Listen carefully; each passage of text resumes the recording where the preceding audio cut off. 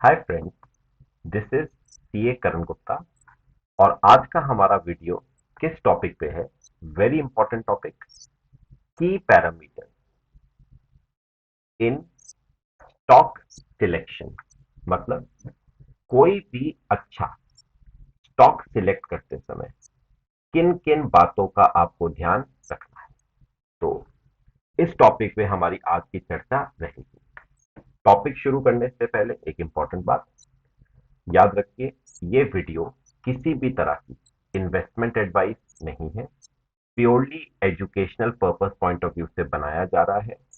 कोई भी इन्वेस्टमेंट करने से पहले अपने फाइनेंशियल एडवाइजर से एक बार कंसल्ट जरूर करें। चलिए आज का वीडियो शुरू करते हैं। तो कोई भी स्टॉक सिलेक्ट करते समय हमें किन किन बातों का ध्यान रखना है? तो मैंने टोटल 6 पैरामीटर्स को कंसिडर किया है वाइल सिलेक्टिंग अ स्टॉक। कौन कौन से वो 6 पैरामीटर्स हैं? पहला, बिजनेस कंपनी का क्या है, कंपनी की मैनेजमेंट कैसी है, कंपनी के फाइनेंशियल क्या कहते हैं, फ्यूचर ग्रोथ प्रोस्पेक्ट्स कंपनी के क्या हैं, वैल्यूएशन मतलब कंपनी सस्ती मिल रही है, महंगी मिल रही है, और कंपनी को फ्यूचर में थ्रेट कहां कहां से हो सकते हैं, क्या क्या हो सकते हैं। चलिए शुरू करते हैं। हमारा पहला parameter, business of the company. एक बात आप समझिए, पहले कंपनी को समझने से पहले आपको समझना पड़ेगा कि वो कंपनी किस इंडस्ट्री को, किस सेक्टर को बिलोंग करती है। जैसे मैं अगर आपको एग्जांपल दूं, फॉर एग्जांपल एक कंपनी है लॉरस लैब्स। एक कंपनी है लॉरस लैब्स। तो अगर मुझे लॉरस लैब्स को समझना है, तो लॉरस लैब्स को समझने से पहले मुझे उस इंडस्ट्री को समझना पड़ेगा जिस इंडस्ट्री को लॉरस लैब्स बिलोंग करती है। और लॉरस लैब्स कौन सी इंडस्ट्री को बिलोंग करती है? That is pharma industry. यानी बेसिकली सिंपल वर्ड्स में बोलूं तो मेडिसिन। मेडिसिन। तो पहला पहला जो पॉइंट है, कंपनी को अभी हमने नहीं समझा, अभी तो हमने कंपनी की बात भी नहीं करी। कंपनी को समझने से पहले हमें इंडस्ट्री, किस इंडस्ट्री को वो कंपनी बिलोंग करती है, पहले उसे देखना है। तो हमारी कंपनी लॉरस लैब्स कौन सी इंडस्ट्री को बिलोंग करती है? Pharma care, pharmaceutical. नेक्स्ट, अब आते हैं कंपनी। सबसे पहले business segment. What do you mean by the word business segment? Business segment का मतलब है कि कंपनी कौन से प्रोडक्ट और कौन सी सर्विसेज में डील करती है, क्या प्रोडक्ट मैन्युफैक्चर करती है, क्या सर्विसेज प्रोवाइड करती है, ये आपको समझना पड़ेगा। बिजनेस सेगमेंट्स को हम एक नाम और देते हैं, that is business vertical. Business vertical, ठीक है। बिजनेस सेगमेंट को समझने के बाद अगेन इंपॉर्टेंट चीज आती है, geographical segment. What do you mean bye geographical segment? मतलब हमारी जो कंसर्न कंपनी है, रिस्पेक्टिव कंपनी है, वो कौन से लोकेशंस में, कौन से कंट्रीज में ऑपरेट करती है। मतलब हमारी कंपनी का बिजनेस कहां कहां पर फैला हुआ है। से फॉर एग्जांपल, आपकी कंपनी इंडिया से आपकी कंपनी इंडिया से 50% रेवेन्यू जनरेट करती है। मे भी हो सकता है यूएस से आपकी कंपनी 30% रेवेन्यू जनरेट करती हो, मे बी यूके से आपकी कंपनी 20% रेवेन्यू जनरेट करती हो, इस टाइप से। तो हमने तीन बातें समझ ली, तीन तीन बातें समझी इस टॉपिक में। पहला, कंपनी कौन से इंडस्ट्री को बिलोंग करती है। दूसरा, कंपनी किन किन तरह के प्रोडक्ट्स में और सर्विसेज में डील करती है। तीसरा, कंपनी कहां कहां पर, कौन कौन सी लोकेशंस पे, कौन कौन सी कंट्रीज में ऑपरेट करती है, कंपनी का बिजनेस कितना फैला हुआ। ये तीन चीजें आपको देखनी है while evaluating business of the company. तो ये हमारा था पहला पैरामीटर। ठीक है, चलिए सेकेंड पैरामीटर पे आते हैं, that is management. Very very important. एक बात ध्यान रखिए, कंपनी की मैनेजमेंट एक तरीके से ह्यूमन बॉडी का हार्ट एंड सोल है। कंपनी की मैनेजमेंट एक तरीके से ह्यूमन बॉडी का हार्ट एंड सोल है। बिना हार्ट के एक ह्यूमन बॉडी की एग्जिस्टेंस क्या होगी आप सबको पता है। वैसे ही एक कंपनी के लिए उसकी मैनेजमेंट है। आप अपने आप सोचिए, आप किसी प्लेन में जा रहे हैं, अगर उस प्लेन का पायलट एक्सपीरियंस नहीं है, कॉम्पिटेंट नहीं है, उसने प्रॉपर अपनी ट्रेनिंग नहीं ले रखी है, तो सोचिए उस प्लेन में बैठे हुए जितने भी पैसेंजर्स हैं उनकी लाइफ का क्या होगा। उनकी लाइफ पूरी की पूरी एट रिस्क है। क्लियर हुआ? तो वैसे ही कंपनी के लिए उसकी मैनेजमेंट होती है। आपको मैनेजमेंट को समझना है। स्ट्रॉन्ग लीडरशिप, ये कुछ एस्पेक्ट्स हैं जो एक मैनेजमेंट में होने चाहिए। एक्सपीरियंस मैनेजमेंट होनी चाहिए। लार्ज एस्पिरेशन मतलब तरक्की तरक्की करने की चाह होनी चाहिए, मतलब मैनेजमेंट एम्बिशियस होनी चाहिए। कंपनी को ऊंचाइयों तक पहुंचाने की चाह होनी चाहिए। जितना ऊंचा कंपनी पहुंचेगी उतने ऊंचे हम पहुंचेंगे। और work culture, very very important. Company में वर्क कल्चर कैसा है, इसका बेस्ट एग्जांपल, मतलब अगर मुझसे पूछा जाए तो एक कंपनी जिसका वर्क कल्चर मुझे पर्सनली बहुत पसंद है और वो है टाटा ग्रुप। मतलब आप इमेजिन करिए, टाटा ग्रुप एक ऐसा ग्रुप है जहां पर मैं पर्सनली मैं आंख बंद करके पैसा लगा सकता हूं। क्यों? क्योंकि उस कंपनी का जो वर्क कल्चर है ना, वो मुझे बहुत पसंद है। तो मेरे पास अपने पास पोर्टफोलियो में Tata Motors, Tata stock, Tata power, Tejas, ये सब कंपनीज आपको मेरे स्टॉक में मिलेगी, मेरे पोर्टफोलियो में मिलेगी। तो ये हमारा डिस्कशन था मैनेजमेंट के ऊपर। अब आते हैं हमारे third parameter, very important again, वो है कंपनी के फाइनेंशियल्स। अब कंपनी के फाइनेंशियल्स के लिए मैंने आपको ये कुछ चीजें बताई हैं जो जो आप देख सकते हो। जैसे कंपनी का रिटर्न ऑन कैपिटल एम्प्लॉयड 20% से ज्यादा होना चाहिए। रिटर्न ऑन इक्विटी अगेन 20% से ज्यादा। Debt equity ratio very important, less than 1 होना चाहिए। अगर 1 से ज्यादा है तो इसका मतलब कंपनी ने ज्यादा डेट ले रखा है, उसे हम कहते हैं लीवर्ड कंपनी, जिसका डेट ज्यादा है। ऐसे डेट, ऐसी कंपनीज में ना कंपैरेटिवली आपका जो रिस्क है वो बढ़ जाता है।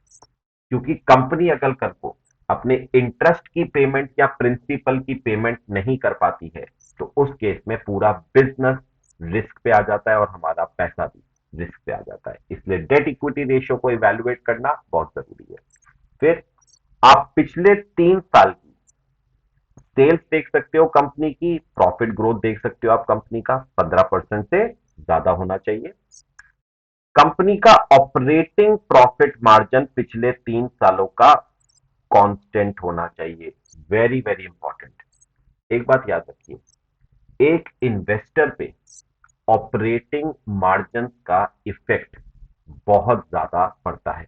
अगर किसी कंपनी का ऑपरेटिंग मार्जिन लगातार गिर रहा है, इसका मतलब कंपनी कंपनी पैसे को सही तरीके से यूटिलाइज नहीं कर रही है अपनी बिजनेस ऑपरेशन में।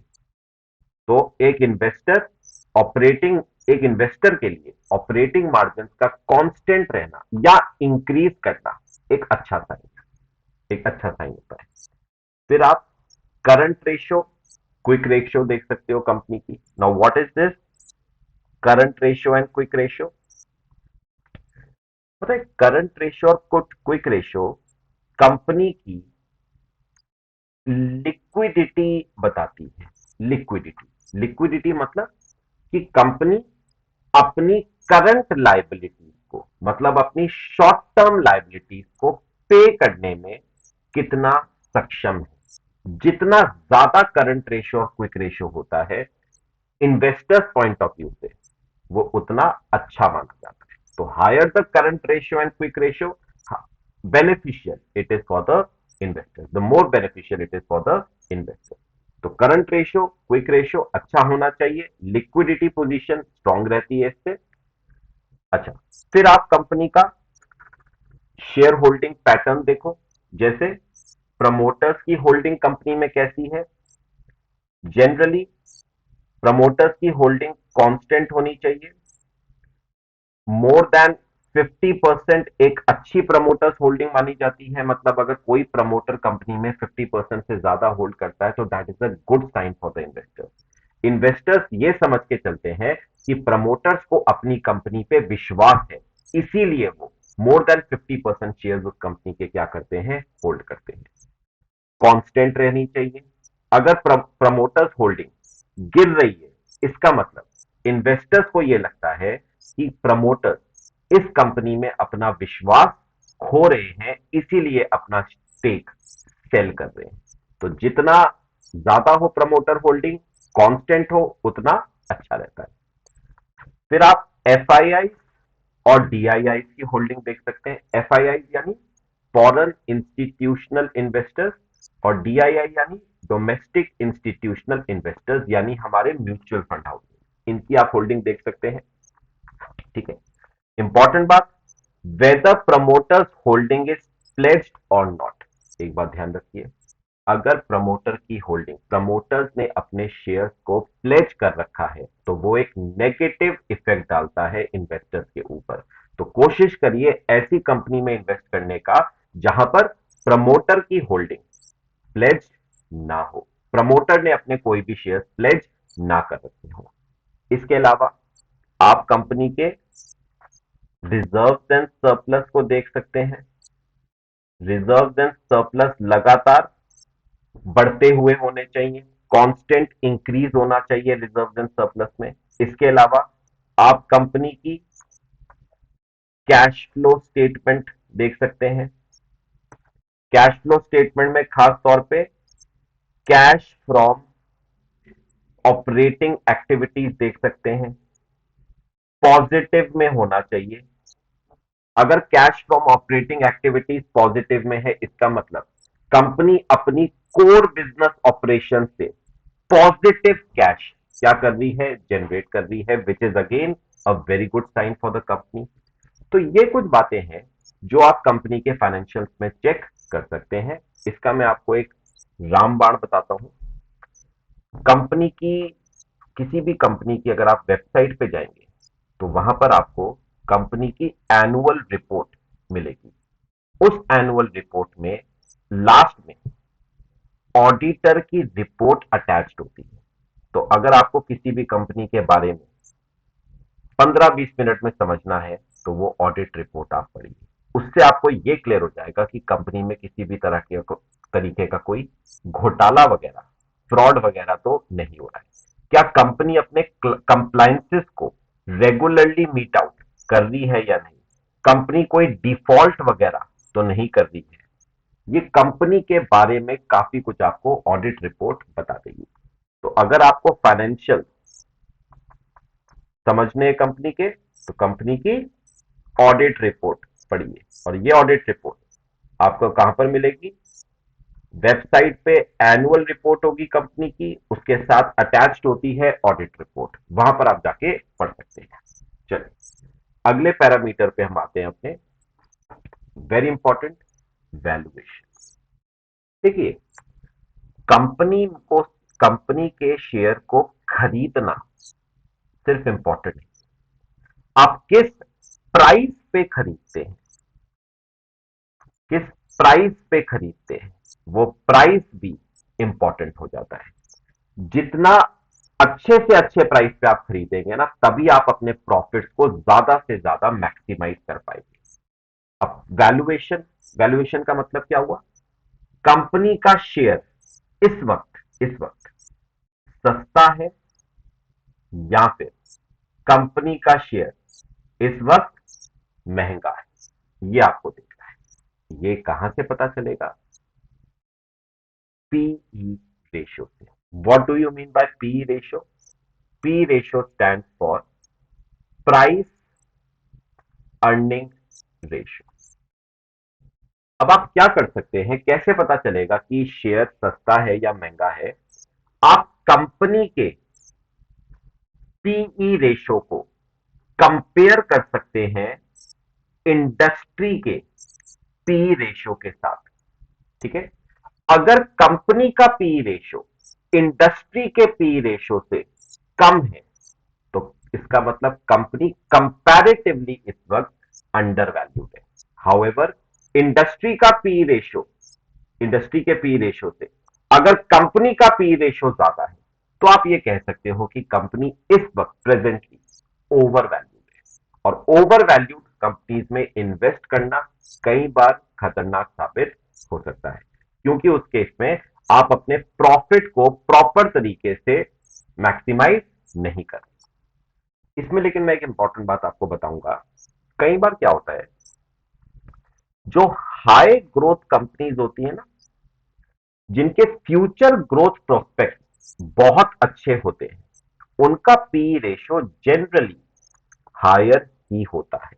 क्योंकि क्योंकि उनके उतने अच्छे ग्रोथ प्रोस्पेक्ट हैं, तो उनका जो प्राइस होता है वो प्रीमियम पे आता है, वो आपको जनरली महंगा ही मिलेगा। Point clear? अब कैसे पता चलेगा कि हाई ग्रोथ कंपनी है, लो ग्रोथ कंपनी है? तो मैं इसका आपको एक बेस्ट एग्जांपल देता हूं। ये देखिए, मैंने यहां पर दो कंपनीज बताई हैं आपको, एक है ऊर्जा ग्लोबल और एक है केपीआईटी टेक्नोलॉजीज लिमिटेड। अब अगर आप देखें तो ऊर्जा ग्लोबल का कंपनी का पी रेशियो 202 है, 202, वेर एज इंडस्ट्री का पी रेशियो 31.9 है। इसका मतलब कंपनी ओवर वैल्यूड है।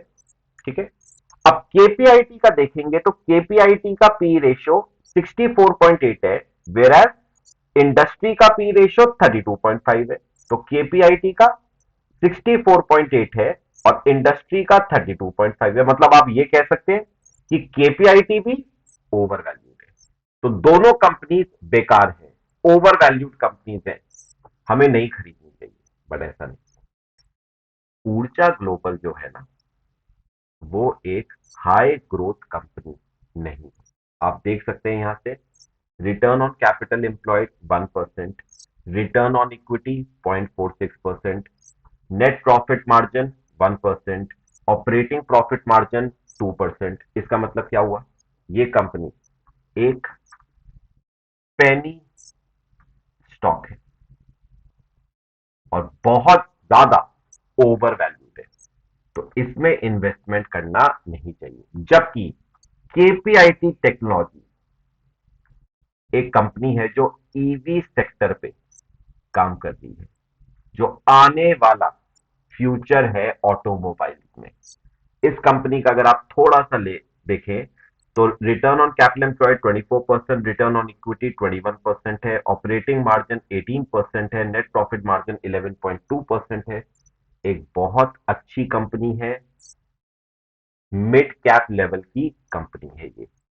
तो हाई ग्रोथ कंपनी है, और जनरली जितनी भी हाई ग्रोथ कंपनीज हैं उनके प्राइस में प्रीमियम जरूर अटैच होता है। ठीक है, तो जरूरी नहीं है कि पी रेशियो जिसका ज्यादा है इंडस्ट्री पी रेशियो के, वो ओवर वैल्यूड, ऐसा नहीं है। High growth companies will demand a premium. Point बताओ, सबको क्लियर हो रहा है यहां तक? चलिए, अब हम लास्ट अपने पैरामीटर पे आते हैं, दैट इज थ्रेड। एक बात याद रखिए, किसी भी कंपनी में आंख बंद करके इन्वेस्ट करना खतरनाक साबित हो सकता है।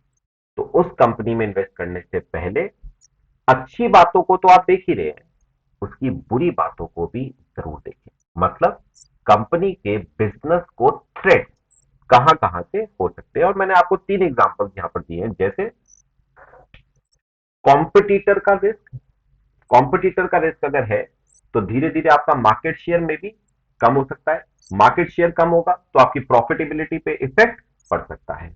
दूसरा, concentration risk. What do you mean bye concentration risk? कई बिजनेसेस ऐसे होते हैं जिन्हें जिन्हें से मे बी मेजॉरिटी बिजनेस, उनका मेजॉरिटी बिजनेस उनका मेजॉरिटी बिजनेस कुछ सिलेक्टेड कस्टमर्स से आता है। यानी से आपका 60% बिजनेस से सिर्फ दो कस्टमर्स से आ रहा है और बचे हुए कस्टमर से आपका 40% बिजनेस आ रहा है। इसका मतलब क्या हुआ? आपका जो बिजनेस है वो हाईली कंसंट्रेटेड है। कंसंट्रेटेड मतलब 60% बिजनेस, आपका मेजॉरिटी बिजनेस सिर्फ दो कस्टमर से आ रहा है। मतलब आप इमेजिन करिए, कल को भगवान ना करे ये दो कस्टमर्स के साथ आपकी अनबन हो जाती है, आप ये दो कस्टमर्स लूज कर देते हैं, तो वो that will account for 60% of your loss in revenue. इसका मतलब आपका प्रॉफिट जो है वो सिग्निफिकेंटली इंपैक्ट होगा। तो इस चीज को बहुत इंपॉर्टेंट ये बन जाती है, इसे देखना बहुत जरूरी है। क्या कंपनी का बिजनेस एक सर्टेन ग्रुप ऑफ कस्टमर्स के प्रति कंसंट्रेटेड है या नहीं, या वेल डाइवर्सिफाइड बिजनेस है?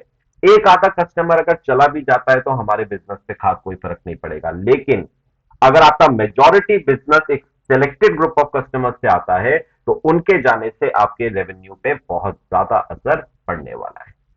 और तीसरा आता है रेगुलेशन रिस्क। अब एक बात दिमाग दिमाग में रखिए अपने, कि बहुत सारी कंपनीज ऐसी होती हैं जो हाईली रेगुलेटेड होती हैं।